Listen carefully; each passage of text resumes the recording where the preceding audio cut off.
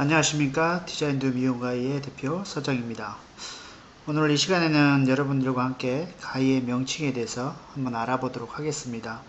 우리가 미용실에서 또는 재교육센터에서 여러분들이 교육받을 때 정확한 가이의 명칭을 알지 못하고 이렇게 서로 간의 커뮤니케이션이 굉장히 어려운 부분이 있는 것 같아서 오늘은 가이의 명칭을 정확하게 한번 잡고 넘어가도록 하겠습니다. 가이의 명칭은 기본적으로 커트 가이와 그 다음에 틴닝 가이, 물론 뭐 스트로크 가이라든지 이런 부분도 있을 수 있겠지만은 명칭이 거의 동일하기 때문에 그게 커트 가이와 틴닝 가이 두 가지 부분으로 나눠서 알려드리도록 하겠습니다. 먼저 커트 가이를 보시게 되면요, 커트 가이는 기본적으로 엄지가 들어가는 구멍이 있는 날과 약지 손가락이 들어가는 날이 있습니다. 그래서 첫 번째, 엄지손가락에 의해서 움직이는 이쪽 날이 되겠죠. 이쪽 날 같은 경우는 움직이는 날이라고 해서 동날이라고 합니다. 보통 영어로는 moving blade라고 표현을 하는데요. 그 다음에 약지손가락이 들어가는 구멍에 있는 이쪽 날 부분 같은 경우는 보통 정날이라고 얘기합니다. 그래서 움직이지 않는 날, 그래서 still braid라고 영어를 표현을 하는데요.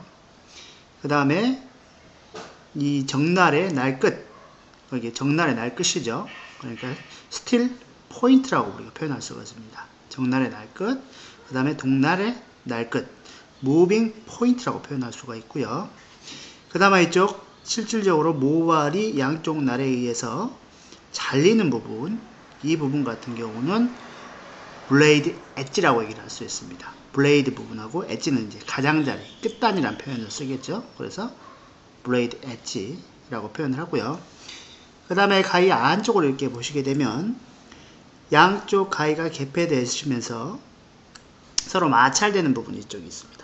이쪽 안쪽 부분이요. 이쪽 부분이 보통 촉점 또는 촉선이라고 합니다. 다들 촉자를 써서요. 촉점 또는 촉선이라고 표현하는데 영어로는 하프문이라고 합니다.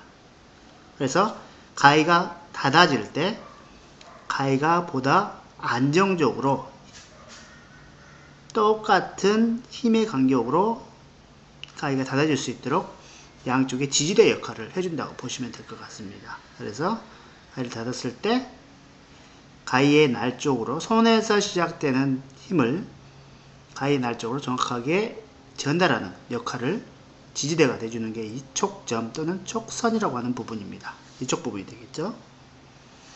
그 다음에 이 가운데 있는 부분은 피벗 스크루라고 합니다.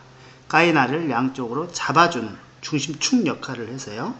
이 부분에서 기본적으로 손잡이와 날 부분을 분리해주는 역할을 하고요. 그 다음에 가위의 실질적인 조임새, 텐션을 조절하는 부분이기도 합니다. 그 다음에 손잡이 부분으로 가게 되면 손잡이 부분에서 지금 이쪽 부분 같은 경우는 보통 이제 연결다리라고 합니다. 샹크라고 영어는 표현하는데요. 자, 이쪽에 양쪽 부분이 연결다리 부분에서 샹크라는 표현을 쓰고요. 그 다음에 이쪽 엄지손가락에 들어가는 부분은 썸 그립이라고 얘기합니다. 썸 그립. 엄지손가락 구멍인데 썸 하게 되면 엄지손가락의 뜻이거든요. 그래서 그립 하게 되면 고리를 얘기하는 것으로서 썸 그립이라고 얘기해요. 엄지손가락 구멍. 그 다음에 이쪽 같은 경우는 약지손가락이 들어가니까 핑거 그립이라고 표현합니다. 그 다음에 이쪽 부분 같은 경우는 지금 실제로 가위를 했을 때 새끼손가락이 얹어지는 부분이죠. 가위가 닫아질 때 보다 가위를 안정적으로 지지해주는 역할을 하는 게 있는데요. 이거 같은 경우는 핑거 브러스, 소지거리라고 표현을 쓰는데 소지거리는 사실 일본말입니다. 새끼손가락 거리라고 표현을 해야 되고요. 핑거 브러스 또는 핑거 레스트라는 표현을 쓰고요. 그 다음에 가위가 양쪽으로 닫아졌을 때 가위에 닫아지는 끝부분의 양을 조절해 주는 게 지금 이쪽 가운데 보이시는 지금 스토퍼라는 부분인데요. 지금 스토퍼 부분은 가위 양쪽 날을 닫았을 때 끝부분이 얼마나 많이 닫히냐를 조절해 주는 부분으로서 가위가 닫았을 때 가위의 완충작용 역할을 하는 부분에서 보통 이렇게 나사 모양으로 된 게 있고요. 보통 이제 스토퍼라고 그러고요. 예, 이렇게 생각하시면 될 것 같습니다. 그리고 틴닝 가위로 한번 넘어가 보도록 하겠습니다.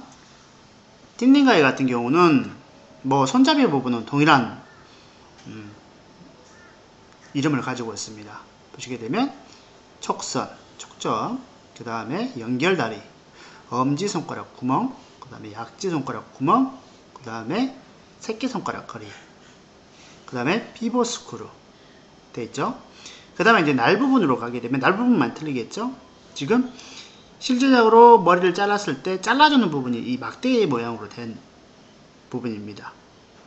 막대 모양 부분, 커팅 브레이드라고 표현을 하고요. 그 다음에 머리카락을 몇 프로를 자를 것인가 결정해주는 부분이 이 부분이라고 생각하시면 됩니다. 보통 빗살날, 이 막대날이라고 표현을 한대요.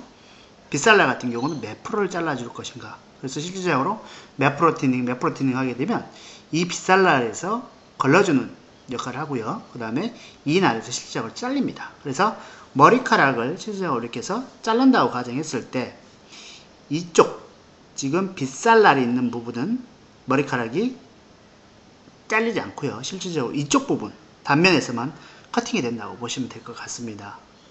그래서 이쪽은 빗살날, 홀딩 브레이드라고 표현을 하고요. 그 다음에 커팅날, 막대날, 이거는 커팅 브레이드라고 표현을 하시면 될 것 같습니다. 뭐 용어는 뭐 이 정도로만 알면 되고요.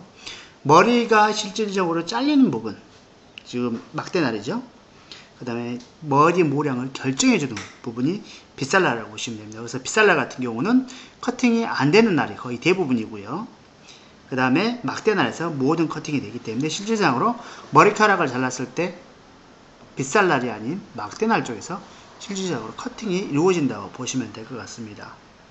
자, 오늘은 간단하게 가위의 명칭에 대해서 알아봤고요. 또 다음 시간에는 또 다른 부분에 대해서 가위에 대해서 알아보도록 하겠습니다. 지금까지 디자인드 미용가위 대표 서정이었습니다. 감사합니다.